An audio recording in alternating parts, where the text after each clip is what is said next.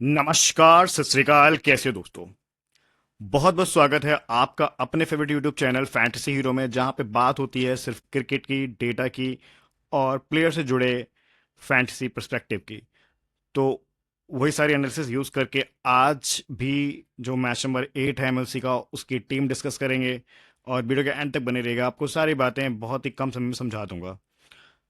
थोड़ा कल की बात कर लेते हैं। कल का जो मैच था, नाइट राइडर्स बनाम फ्रीडम। अपन लोगों ने भाई 3 प्लेयर ऐसे छोड़े थे जो भाई कोई सोच नहीं सकता था स्मॉल लीग में। सुनील नारायण ने कौन छोड़ के आ रहा, ओपन भी किया था उसने। उन्मुख चंद वन डाउन, दोनों मैच में अच्छा खेला, उसको भी छोड़ा था। और एलेक्स हेल्स, जिसको लोग वीसी बना के भी लाए, तीनों डक पे गए भाई। ये कैसे निकला भाई? ये निकला एनालिसिस से। उन्होंने बैटिंग सेकंड करी, बैटिंग सेकंड का वैसे कुछ नहीं चल रहा। और अब तक भी जो मैच खेले उन्होंने, उसमें भी उनका बैटिंग सेकंड करते हुए वो एक भी मैच नहीं जीते। और उनकी बैटिंग चल ही नहीं रही है, उनकी बॉलिंग चल रही है। हमने बस 3 बॉलर उठाए और बाकी हमने 8-3 कॉम्बिनेशन के साथ गए फ्रीडम की साइड से। और भाई मैच को हमने एक तरफा जीत लिया। तो ऐसी कुछ कोशिश है आज के मैच की भी। तो जाते हैं डेटा की गहराई में और निकालते हैं एक बेहतरीन टीम। सबसे पहले ये जो मैच है वो होगा वही सुबह के 6:30 बजे, M I New York versus Seattle Orcas. दोनों टीमों का भी बहुत बुरा हाल है इस टूर्नामेंट में। दोनों ने दो दो मैच खेल लिए और एक मैच नहीं जीते हैं। और अब जो ये दोनों चेहरे देख रहे हैं, इनको देख के भाई ऐसा लगता है कि ये दोनों अकेले मैच निकाल ले जाएंगे। 50-50 तो आराम से मार लेंगे हवा में। लेकिन भाई दोनों से अभी तक 10 रन भी नहीं बने किसी मैच में। सिंगल डिजिट पे जा रहे हैं भाई। तो देखते हैं इनमें से कौन आज क्लिक करेगा, कौन अपने टीम को बढ़त दिलाएगा टेबल पे। लेकिन अभी तो दोनों की स्थिति बेकार है।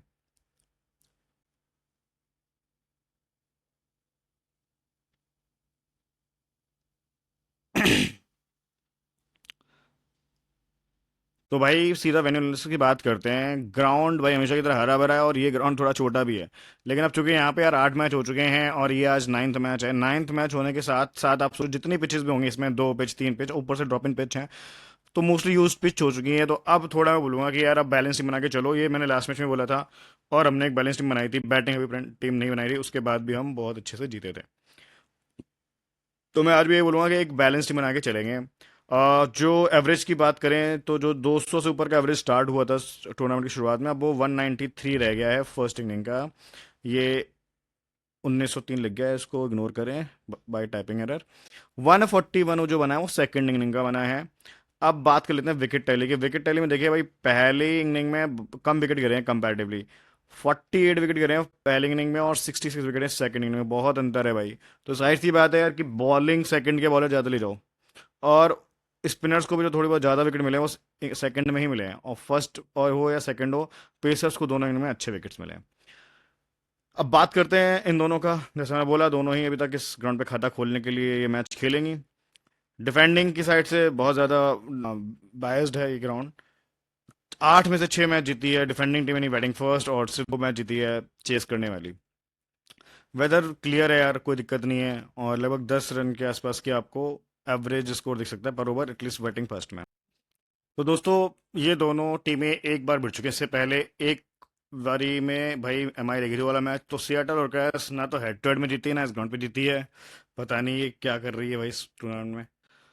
अब जरा ईबी टेबल की वजह से 2 चीज़ समझ लेते हैं। एक तो भाई क्या प्रोबेबल लाइनअप हो सकता है, तो अभी तक जो लास्ट लाइनअप है यार वही हमें मान के चलना पड़ेगा, बिकॉज ये लोग अपने कोई भी न्यूज़ देते नहीं है कि कौन प्लेयर आ चुका है कौन खेलेगा। तो जो खेलेगा वो दिख जाएगा यार, है ना। तो बैकअप्स लेके भी चलेंगे, और नहीं तो मोस्टली मैं कवर करूंगा तो आपको बता दूंगा। तो ओपन देखिए कर रहे हैं अग्नि चोपड़ा, जो किसी काम के नहीं है कंटेंट डिकॉक के साथ। Monank Patel, Nicholas Pooran, Michael Bracewell, Pollard, Tajinder Singh, Sunny Patel, Trent Boult and Naveen Ullah, Ehsan Adil. तो ये ऐशान आदिल वगैरह तो अच्छी बॉलिंग डाल रहे हैं भाई, विकेट निकाल रहे हैं दोनों मैचेस में, है ना। बोल्ट ने भी लास्ट मैच में विकेट निकाला। बैटिंग से क्विंटन डिकॉक ने लास्ट मैच में भाई शाइन करके दिखाया।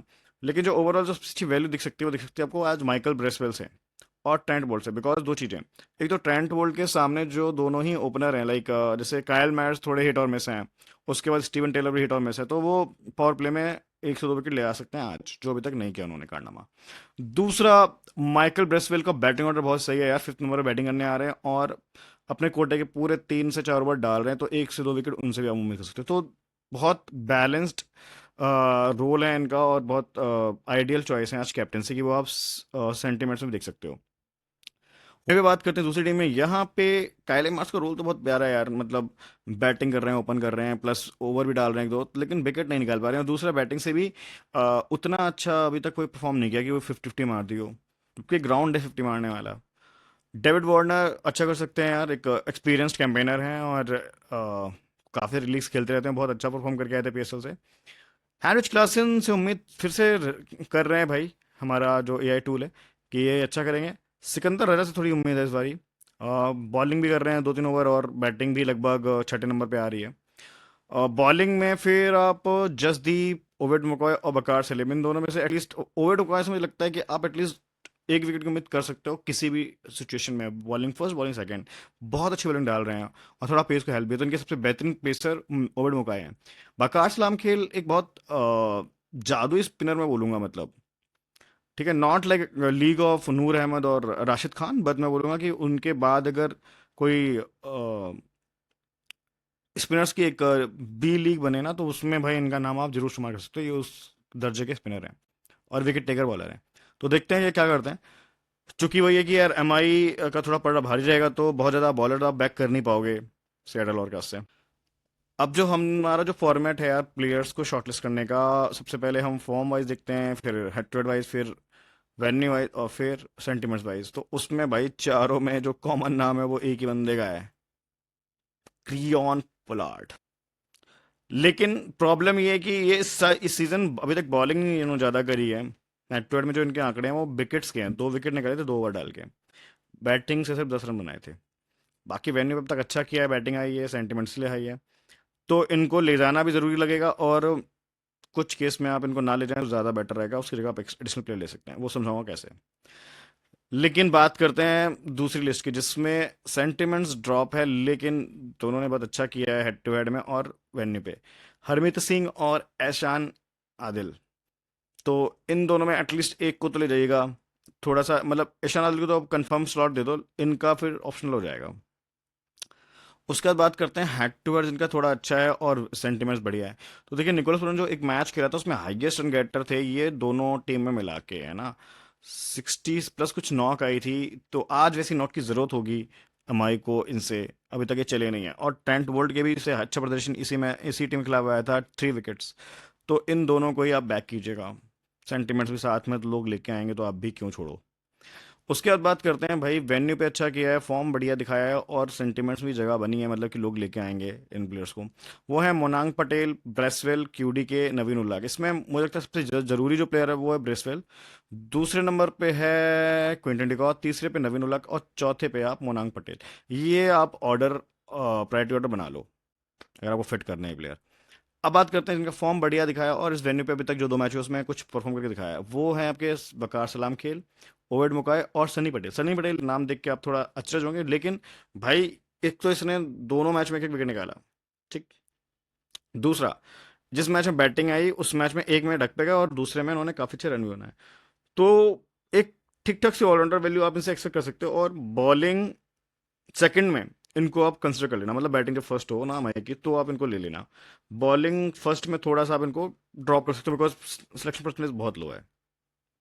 तो ये आप देखो कितने प्लेयर है, 1 2 3 4 5 6 7 8 9 10 11 12, मतलब 12 प्लेयर्स में से आप कम से कम 8 9 प्लेयर्स तो यहीं से ले सकते हो।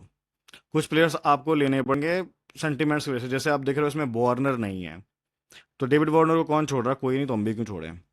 वो इसलिए नहीं बिकॉज हेड टू हेड उन्होंने खेला नहीं, वेन्यू पे एक मैच में खेला ठीक ठाक, दूसरे में जल्दी आउट हो गए, तो इसलिए वो किसी में नहीं आ पाए। सिर्फ सेंटिमेंट्स वैल्यू उनकी हाई है, तो फिर वो इसलिए लेना पड़ेगा। तो ऐसे 2 3 प्लेयर ऐसे हैं जिनकी सेंटिमेंट्स ज़्यादा हाई हैं, लेकिन अभी तक उस लेवल का परफॉर्मेंस निकल के नहीं आया दोनों मैचेस में लाके देख।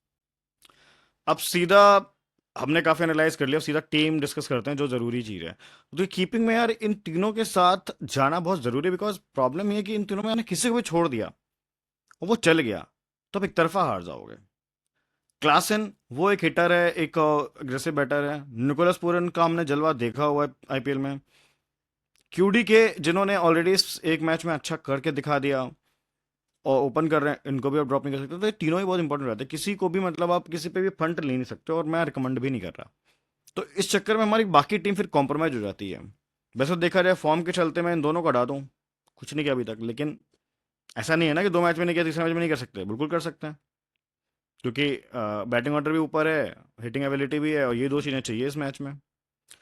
अब बैटिंग से दो ये बंदे मैंने फाइनलाइज किए हैं, डेविड वार्नर और मोनांग पटेल। तो ये लगभग सिनारियो है जब आपका एमआई पहले बॉलिंग करे, ठीक है। तो उसमें इसलिए क्रियन पोलार्ड आपको नहीं दिख रहा है। अगर उल्टा होगा, एमआई पहले बैटिंग करेगी, तो फिर मोनांग पटेल की जगह आप पोलार्ड ले सकते हो, क्योंकि उस केस में उनकी बैटिंग आ सकती है, और शायद पटेल से ज़्यादा आपको पॉइंट्स दे सकते हैं जिस हिसाब से वो आते हैं और सीधा छक्के छक्के मारते हैं। अब ऑलराउंडर से सनी पटेल को मैंने, भाई, ले तो लिया रिस्क लेके, लेकिन मैं सोच रहा हूँ कि इन्हें बॉलिंग फर्स्ट में शायद मैं ड्रॉप करके किसी एक्स्ट्रा बैटर को ले जाऊंगा, या फिर अगर ऑलराउंडर लेना होगा, या यहाँ पे हरमित भी ले सकते हैं, या फिर यहाँ से बकार सलाम खेल ले सकते हैं, ठीक है, सनी की जगह।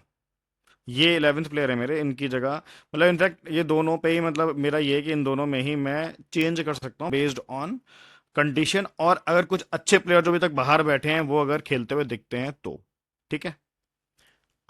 बॉलिंग से देखिए, मैं हैवी जा रहा हूँ, सेटल और बहुत ज़्यादा विकेट अपने गिरा सकती है, तो मैं तीनों पेसर्स जो विकेट ले सकते हैं, जिन्होंने अब तक सीजन विकेट लिए हैं, तो उन तीनों को मैं बैक कर रहा हूँ, ठीक है। और यहाँ से भी जो एकमात्र बढ़िया पेसर हैं, इंटरनेशनल रिकॉग्निशन रखते हैं, वो वर्ल्ड का है, उनको भी ले जाना जरूरी समझ रहा हूँ मैं। तो अब पटेल की जगह वकार सलाम खेल, और मोनांग की जगह किरियन पोलार्ड, ये दो आपकी कंडीशनल रिप्लेसमेंट्स हैं, ठीक है। तो इनको कब लेना है कब नहीं लेना है, ये मैं आपको टेलीग्राम पे समझा दूंगा टीम के साथ। तो फिर भी मैं थोड़ा आपको बता देता हूँ कि बैटिंग सेकंड अगर हो एमआई की, यानी सेटल और कैस पहले पहले बैटिंग करे, उस केस में भाई मुझे लगता है कि दो बॉलर आप ले जाइएगा ज़रूर, ठीक है। उस केस में आप ले जाइएगा वकार सलाम खेल को, क्योंकि सेकंड इनिंग में विकेट ज़्यादा गिरे हैं और स्पिनर को भी ज़्यादा मिले हैं, ठीक है। उस केस में आप फिर सनी पटेल को रिप्लेस कर सकते हो, ठीक है। मोनांग को फिर भी रख सकते हो, बिकॉज यार को 1 डाउन आ रहा है, और अगर इन्होंने छोटा टारगेट दिया तो मोनांग हो सकता है चेस कर ले उसको, उस मैच को भी हो सकता है कि एमआई चेस करके जीत जाए, लेकिन विकेट खो सकती है। तो इसलिए बॉलर जरूरी हैं, लेकिन टॉप ऑर्डर के बैटर भी जरूरी हैं। तो ये कुछ पर्सपेक्टिव था। अब सीबीसी की बात कर लेते हैं। तो देखो यार, ब्रेसवेल तो मुझे लगता है कि यार दोनों कंडीशन में सेफ सीबीसी है, मतलब कैप्टन चॉइस है। इनफैक्ट बैटिंग फर्स्ट में ज़्यादा अच्छी चॉइस है कैप्टनसी की, ठीक है। और निकोलस पूरन को मैं एक और चांस दे रहा हूँ, बस ये फाइनल चांस है। अगर इसमें भी नहीं इन्होंने परफॉर्म किया, उसके बाद वैसे भी दुनिया ने चांस नहीं देगा, तो फिर मैं भी नहीं दे पाऊंगा। तो आज के इस मैच में मैं निकोलस पूरन को चांस देना चाहता हूँ बैटिंग फर्स्ट में।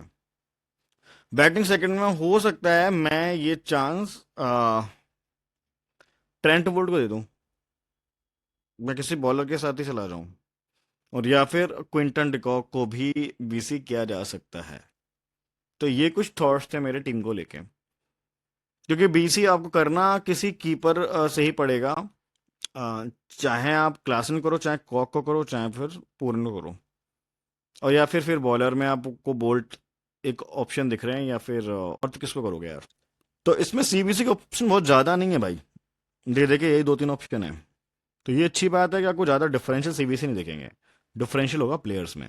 वो प्लेयर्स मैंने आपको समझा दिया है कि कब कौन सा प्लेयर डिफरेंस क्रिएट कर सकता है। फाइनल टीम मिलेगी टेलीग्राम पे, तो ज्वाइन करना ना भूले, लिंक डिस्क्रिप्शन बॉक्स में।